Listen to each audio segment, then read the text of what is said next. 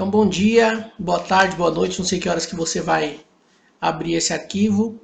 Nós vamos começar a fazer a devolutiva das atividades de biologia, tá? Então, vamos recapitular as cadeias e teias alimentares, passar os exercícios de fixação que foi passado nas atividades 6 e 7 para vocês, e depois partir para o ciclo biogeoquímico, que já é o nosso próximo assunto. Eu resolvi organizar as minhas atividades da seguinte forma.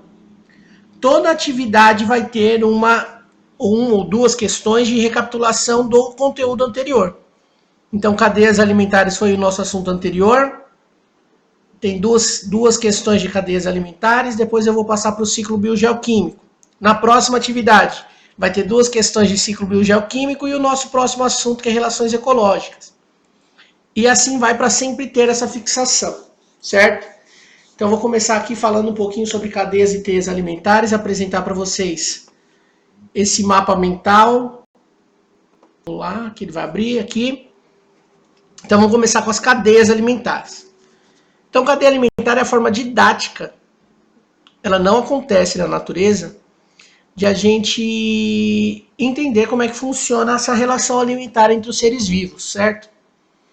Então, eu tenho aqui um exemplo de cadeia alimentar, onde eu tenho uma planta, um rato e uma cobra. Tenho aqui uma outra, né? Um peixinho menor, um peixe maior e um peixe maior ainda. Também é uma representação de cadeia alimentar. E toda vez que for esta representação vista, ou seja, em linha, no fluxo unidirecional, onde a energia sai da planta e vai até a cobra, eu falo que isso é uma cadeia alimentar. Então, repetindo, cadeia alimentar apresenta o fluxo unidirecional, numa direção só, em linha reta, certo? Já as teias alimentares representam melhor o que acontece na natureza. Ela não é linear. Os animais, eles não se alimentam assim, dessa forma tão organizadinha, né? Os seres vivos não se alimentam dessa forma mais tão organizadinha. Eles se alimentam em forma de teia. Um animal se alimenta de 2 ou mais tipos, dependendo da posição que ele está no nível trófico, se alimenta de vários tipos de seres vivos. Então, as teias alimentares representam uma forma mais real do que acontece na natureza. Então, aqui eu tenho um exemplo de uma teia alimentar, que nada mais é do que várias cadeias alimentares juntas. Aqui eu tenho alguns exemplos, ó. Planta, roedor, pássaro, cobra, gavião, eu posso considerar uma cadeia alimentar. Planta, gafanhoto, sapo, cobra, gavião, uma outra cadeia alimentar. A junção dessas duas forma uma teia alimentar. Então, cadeia alimentar, fluxo unidirecional, teia alimentar, fluxo não direcional, um pouco mais, parece mais desorganizado, mas representa um pouco melhor o que acontece na natureza. A seta tem que estar apontada para onde a energia está indo. Sempre questiona o seguinte, serve de alimento para, tá? Então, a planta serve de alimento para o roedor, que serve de alimento para o pássaro, que serve de alimento para a cobra, que serve de alimento para o gavião. A seta indica para onde a energia está indo. Ela foi produzida na planta pelo produtor, pelo organismo autotrófico, ou seja, ele é capaz de se autonutrir. Ele produz, tem a capacidade de produzir o próprio alimento. E a partir daí, todos os outros são heterotróficos, precisam de outro organismo para se alimentar. Nós dividimos os consumidores em consumidor primário, secundário, terciário, quaternário e assim vai. De acordo com a posição em que ele está na cadeia ou na teia alimentar. Então eu tenho o produtor, no meu caso aqui o rato é o meu consumidor primário e a cobra o meu consumidor secundário. Ok? Isso acontece numa cadeia alimentar e numa teia alimentar, sendo que os animais numa teia alimentar, eles podem ser de níveis tróficos diferentes. Em um momento ele pode ser secundário, no outro momento ele pode ser terciário. Vai muito de acordo com aquilo que você está observando, tá? Então vamos lá para o próximo slide. Então eu tenho aqui o meu vegetal, é o meu produtor. Ele ocupa o primeiro nível trófico. O vegetal ou ser vivo autotrófico, aquele capaz de fazer fotossíntese, ocupa sempre o primeiro nível trófico. No meu exemplo aqui eu tenho o grilo como consumidor primário, ocupando o segundo nível trófico. O sapo, que é o consumidor secundário, ocupando o terceiro nível trófico. A cobra, o terciário, ocupando o quarto nível trófico. E o gavião, consumidor quaternário, ocupando o quinto nível trófico. Perceba que, apesar de ser um consumidor primário, o grilo é o segundo a se alimentar. Então ele está no segundo nível trófico. E assim vai. Tendem a fazer essa confusão em consumidor primário, primeiro nível trófico, consumidor terciário, terceiro nível trófico. Mas não é assim. É sempre um acima. O consumidor terciário está no quarto nível trófico. Certo? Aqui eu tenho exemplo de uma teia alimentar. Então eu tenho aqui uma plantinha. Então, meu produtor, primeiro nível trófico, tem um inseto, meu consumidor primário no segundo nível trófico, o pássaro, o sapo, a cobra, enfim. Aí eu tenho um exemplinho aqui para mostrar para vocês. Quando a cobra, servindo de alimento para o gavião, e o passarinho também servindo de alimento para o gavião ou para uma ave maior, percebam que eles estão em níveis tróficos diferentes. Ó. Primeiro nível trófico, segundo nível trófico, terceiro nível trófico, quarto nível trófico. Primeiro nível trófico, segundo nível trófico, terceiro nível trófico. Passa pela cobra ou não, dependendo de quem o gavião vai se alimentar. Vou repetir. Ó. Produtor primeiro nível trófico, o passarinho consumidor primário segundo nível trófico, cobra consumidor secundário terceiro nível trófico, águia, gavião, enfim, ave de rapina, consumidor terciário quarto nível trófico. Agora, se eu pegar uma outra cadeia alimentar dentro dessa teia, eu tenho produtor primeiro nível trófico, passarinho, consumidor primário, segundo nível trófico, e vou descer aqui para o gavião como consumidor secundário no terceiro nível trófico. Então, os animais podem estar em níveis tróficos diferentes dentro de uma teia alimentar. Isso só acontece numa teia, certo? E percebam sempre o seguinte, quanto mais distante eu estou do produtor, menos energia disponível eu tenho. Então, o produtor, a planta produziu energia, ou seja, 100% é dela. Ela poderia, teoricamente, utilizar 100% dessa energia para desempenhar as funções vitais dela. Produzir fruto, crescer, criar raiz, absorver água, enfim. Parte dessa energia ela usa, parte é consumida pelo próximo consumidor, aqui o nosso consumidor primário. Então eu tenho agora parte da energia que estava no produtor partindo para o consumidor primário. Esse consumidor primário também usa essa energia para desempenhar as funções vitais dele aí, no caso aqui para voar, botar ovos, arrumar o ninho, enfim, para as funções de sobrevivência dele. E parte dela é consumida pela cobra.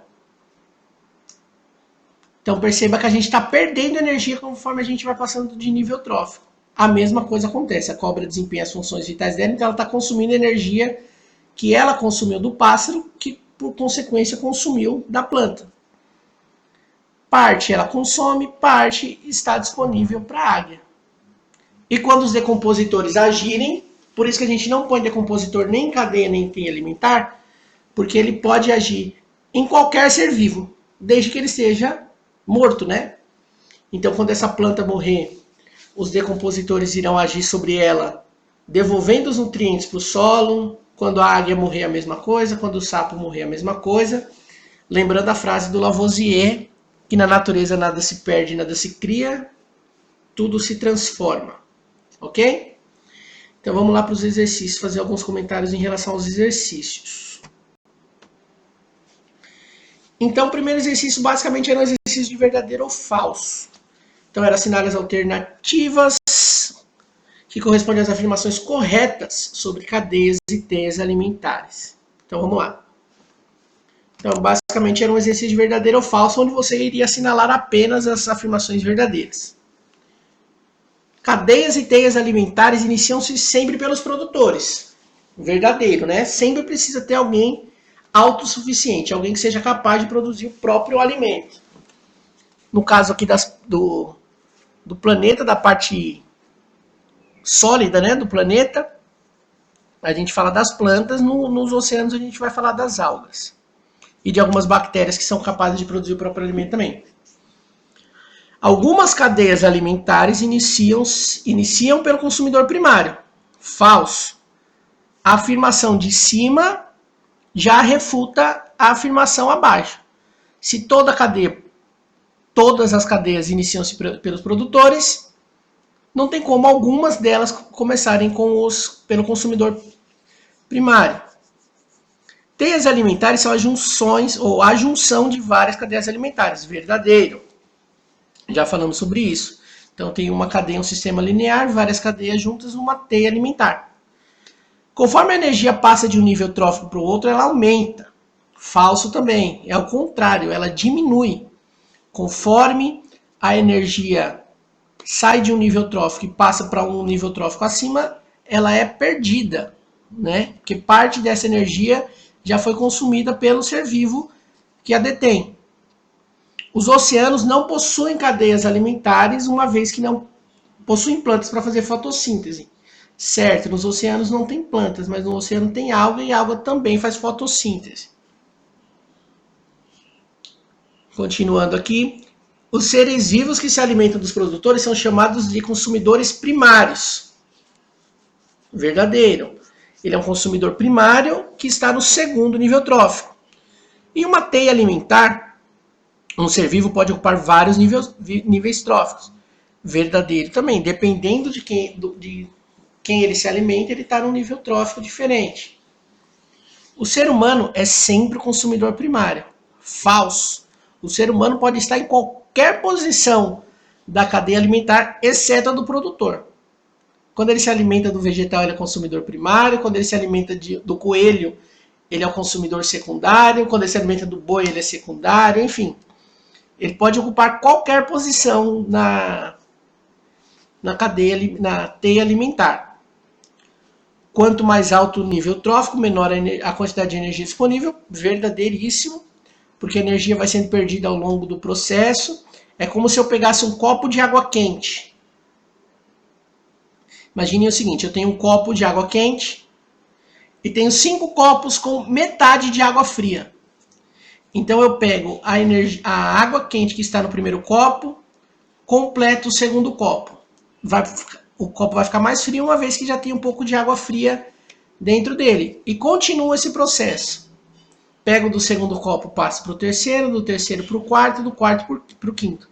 Quando eu chego no quinto, o calor presente nesse último copo já é bem menor do que está no primeiro. Porque o calor foi se perdendo conforme a passagem de um copo para o outro. A quantidade de predador precisa ser sempre maior do que a de presa, senão haverá desequilíbrio ecológico. É falso, é justamente o contrário. Eu tenho maior quantidade de representantes, ou seja, a quantidade de animais precisa ser maior no nível trófico mais baixo. Então eu preciso de uma quantidade de planta maior do que de consumidor primário, uma quantidade de consumidor primário do que de secundário e assim vai. Bom, espero que não esteja sendo muito rápido, mas o bom é no áudio aqui é que dá para vocês voltarem. Aí, um textinho aqui para a gente fazer a leitura e depois responder uma questão. Um agricultor que possui uma plantação de milho e uma criação de galinhas, passou a ter sérios problemas com cachorros do mato que atacavam sua criação. O agricultor, ajudado por seu vizinho, por vizinhos, exterminou os cachorros do mato da região, passando pouco... Bom, vou reler. Um agricultor que possui uma plantação de milho e uma criação de galinhas passou a ter sérios problemas com cachorros do mato que atacavam sua criação. O agricultor, ajudado por vizinhos, exterminou os cachorros do mato da região. Passando pouco tempo, houve um grande aumento no número de pássaros e roedores que passaram a atacar as lavouras. Nova campanha de extermínio. E logo depois da destruição dos pássaros e roedores, uma grande praga destruiu totalmente a plantação de milho e as galinhas ficaram sem alimento. Então aqui eu tenho um exemplo de desequilíbrio ecológico, né? Os cães do mato, eles se mostraram um problema de início, aí o agricultor quis resolver da forma mais simples, eliminou os cães do mato.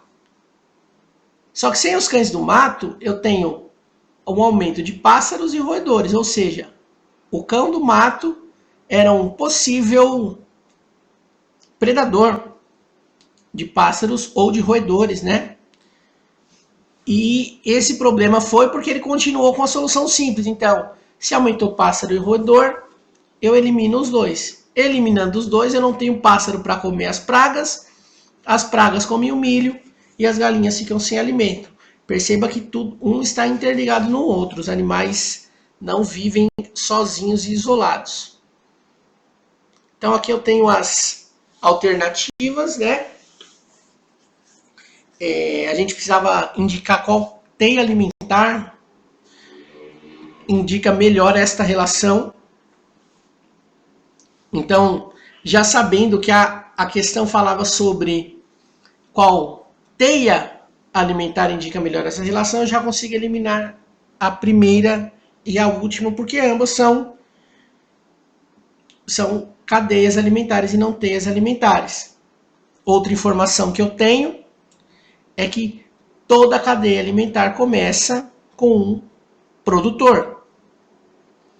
Sabendo disso, eu já consigo eliminar a letra C e D, que uma começa com galinha e a outra começa com cachorro do mato. Seria impossível. Galinha serve de alimento para milho, que serve de alimento para gafanhoto, roedor, pássaro, que serve de alimento para cachorro do mato, ou roedor, pássaro e gafanhoto, galinhas servem de alimento para milho.